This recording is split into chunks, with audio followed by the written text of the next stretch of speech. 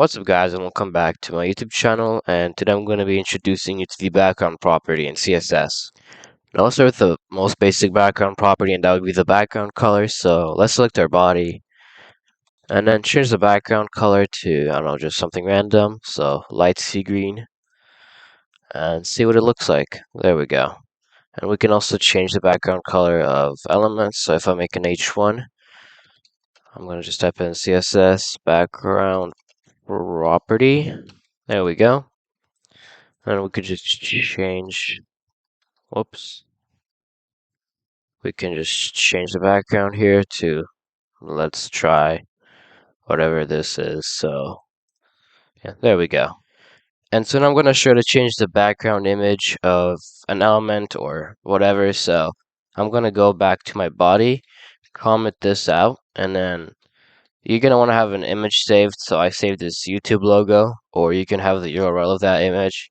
It's going to do the same thing. So you're going to want to go to the body and type in background image and then URL, which is where we're going to put the path to the image or the link. So if you just paste in the link of the image and then go back, then as you can see, we've changed the background to this YouTube logo. And we can do the same thing with the, if it's saved, so we just put the path in here and we have the exact same result as before. And so there's actually this website which is going to generate your random photos. So it's sort of like Lorem for HTML, but it's for generating pictures. So to do that, you're going to want to go to your background image and then change the URL to this one. So HTTPS picsum, let's see, picsum dot photos. And then we're going to want to put in the width and height. So if we just change it to 600, or actually I'm going to just do it 400.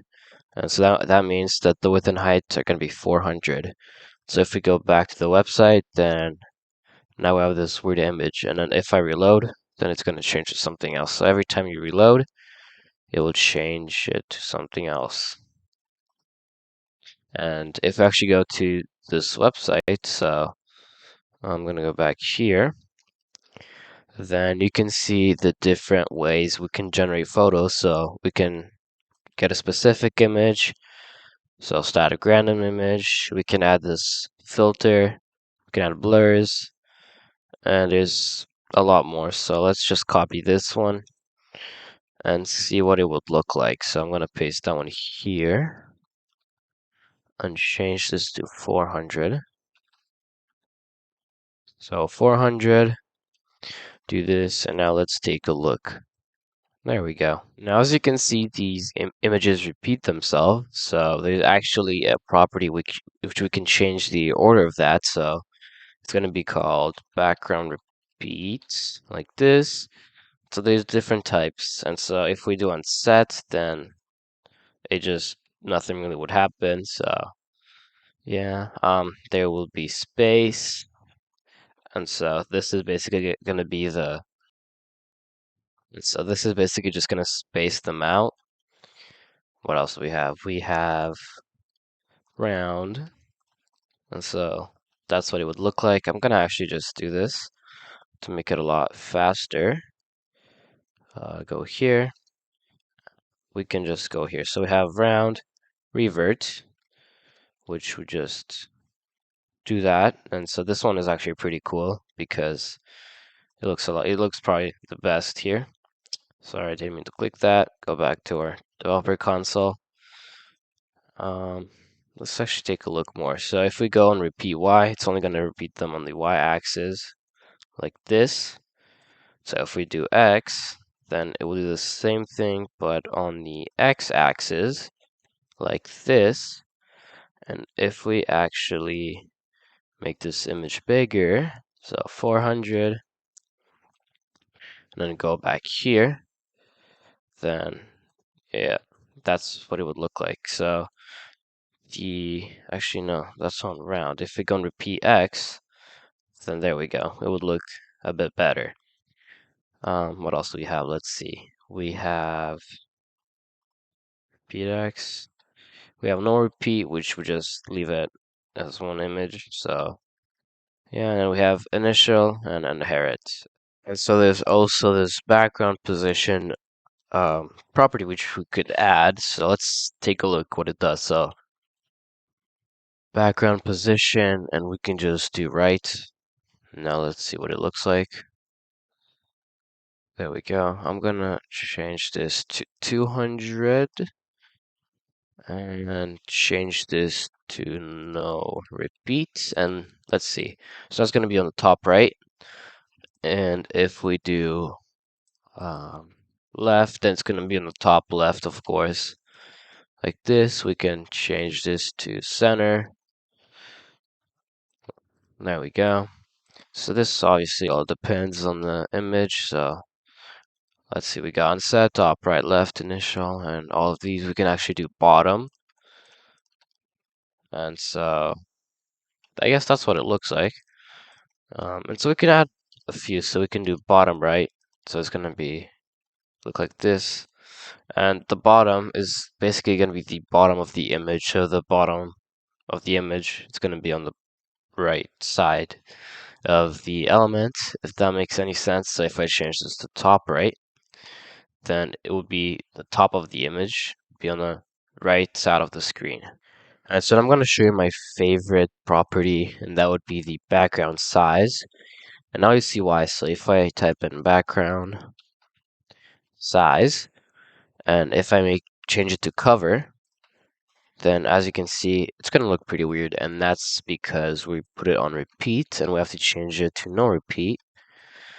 And now, basically what it does is it fits an image on whatever, or wherever you put it. So because I put it in the body, it's just putting or fitting the image on the body as best as I can. So it's really pixelated because if I actually go back here and I change this, I should just remove it, then this is actually how big the image is.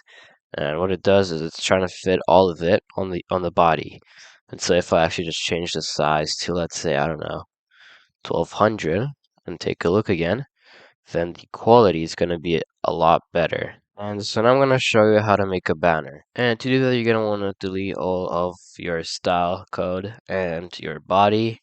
And we're going to start from scratch. Alright, so we're going to start with making a div. And if you don't remember what that is, that's basically like a folder.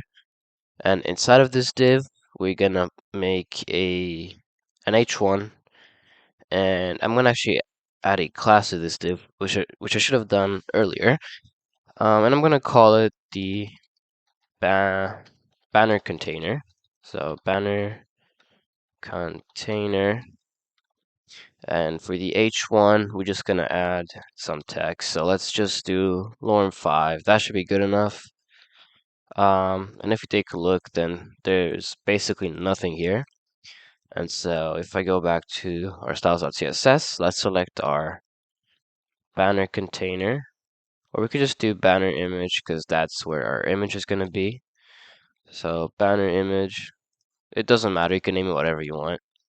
So banner image, and inside of it, we're going to add the background image property, add the URL, and the URL is obviously this one, and I think a good width would be 250 pixels. Now let's try 250 for height. And if we actually take a look, then it's working, but it's not really working. So to fix that, we're going to want to change the width of our actual, I guess, folder, or whatever you want to call it. So to the image, and now it's going to look a lot better. No, it's not. Now it will. There we go. And now every time we reload, it's going to change the image, and it looks a lot better. And it's spaced out pretty weird. And to fix that, we're going to want to select everything. And to do that, you're going to want to do the star and then open it. And now there's these properties called padding and margin, and just set them to 0. I'll make a video on them later, and now it should look a lot better. There we go. Um, I'll actually change this to 800, so the width will be 800. I'll just set the width here to 100%, like this. And now, there we go, looks a lot better. And so now we're left with the text, and I will actually add the background repeat to no repeats. Wait, no, not that, sorry. Background repeat to no repeat, and let's take a look. Basically the same thing. And now let's select our H1. So I'm gonna actually add a class here. So class, and we can just do the and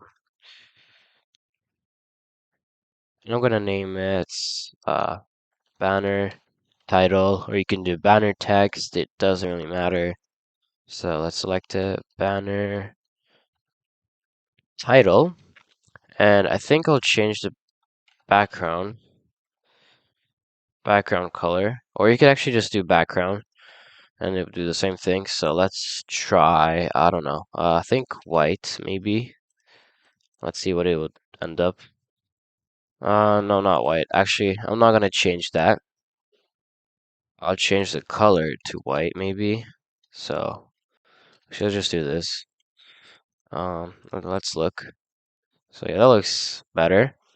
And let's put it in the middle. So let's try text align center.